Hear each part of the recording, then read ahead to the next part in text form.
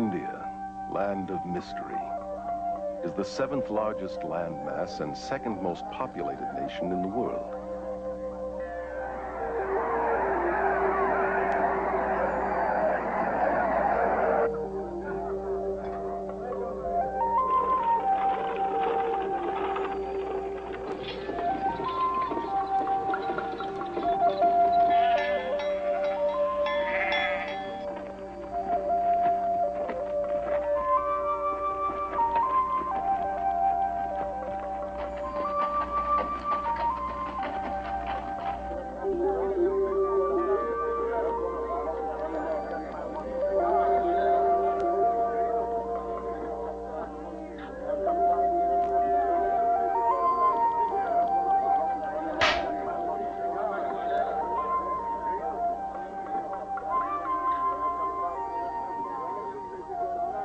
It is rich in resources and manpower, yet its people are among the poorest and most suffering on earth.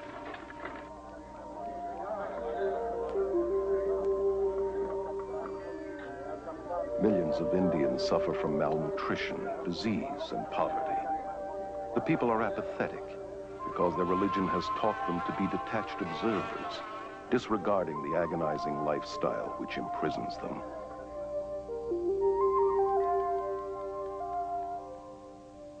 V.S. Naipaul, himself an Indian, describes India as a wounded civilization, paralyzed by her religious beliefs.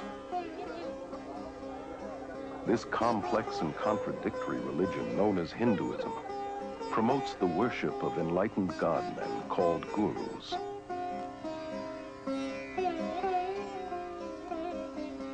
And countless idols.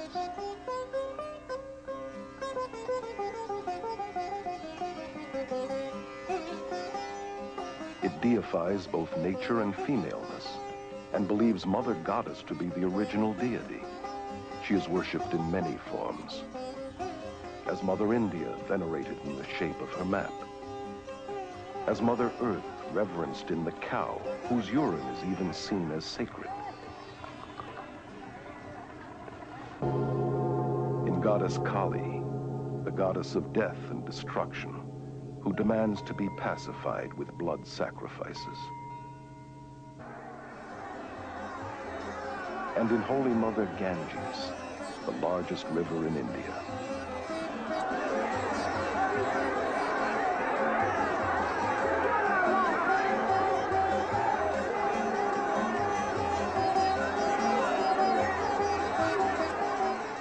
This river is worshipped by millions, who flock to her banks to perform daily toiletries, and annually dump hundreds of thousands of dead bodies to assure them of a better reincarnation. Its pollution does not dampen the spiritual fervor of the people who believe its waters to be essential for all religious ceremonies, and imbued with magical and healing powers. Incredibly, the West is today looking to Hinduism's superstitions for hope. The religion that has all but destroyed India has now infiltrated every area of Western society. Protesting that it is not religious but scientific, it is transforming our minds, science, medicine, mass media, politics, and the church.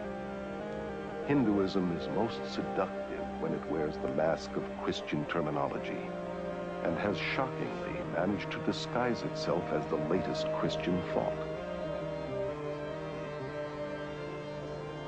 Hundreds of thousands of Western pilgrims have journeyed to India seeking enlightenment, and have disappeared by the hundreds.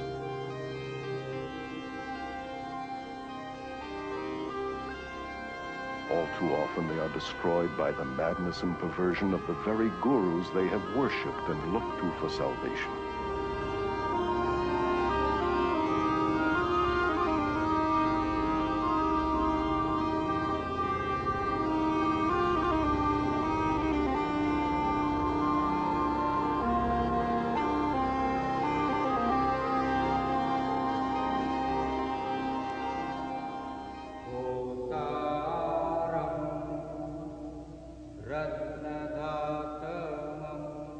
Here in Delhi, India, Guru Darshan Singh, only one of hundreds of gurus, has personally converted or initiated some 15,000 followers.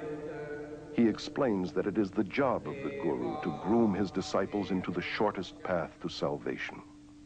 Salvation is the same, but we have various paths leading to it. Some of the paths are long paths, other paths are the short paths. Why is a master then necessary? Master is necessary, to groom you into the shortest path. Descended from a long line of Hindu spiritual masters, Rabindranath Maharaj is a former guru and accomplished yogi who is worshipped by thousands. In his autobiography, Escape into the Light, he tells of his life as a guru and why he abandoned Hinduism.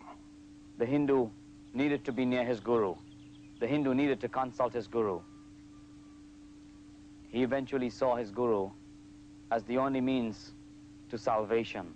It is absolutely extraordinary also to look at disciples of some of these gurus that I saw in India, for example. These adoring, huge, open eyes that just will accept anything from him and that just love him beyond anything. I loved Maharishi. I worshipped him. Therefore, everything he said or did or thought was perfectly right in my eyes. I just met Bhagwan and there it was. It's nobody else than him. Bhagwan is my master and I love him. I'm in love with him. That's the only thing I can say. Guru Bhagwan Rajneesh, given refuge by the American government after fleeing his native India, has purchased a 100-square-mile ranch in central Oregon, to which his red-clad disciples flock from all over the world.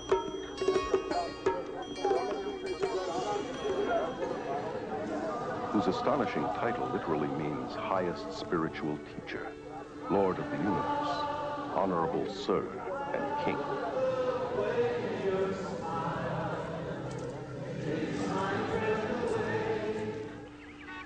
Carol Matriciana is a journalist and author of the book Gods of the New Age.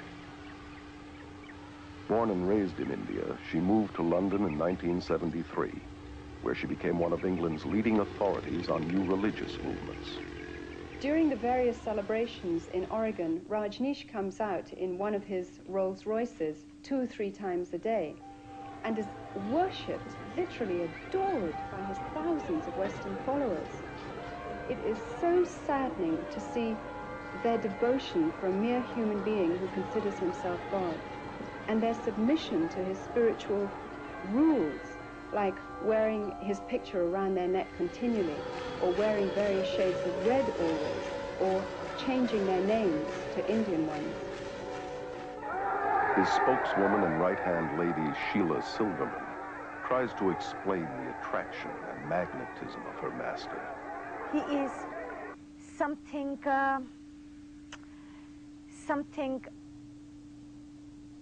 that is so...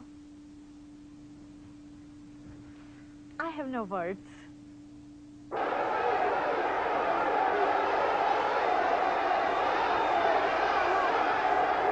is a love relationship, master and disciple.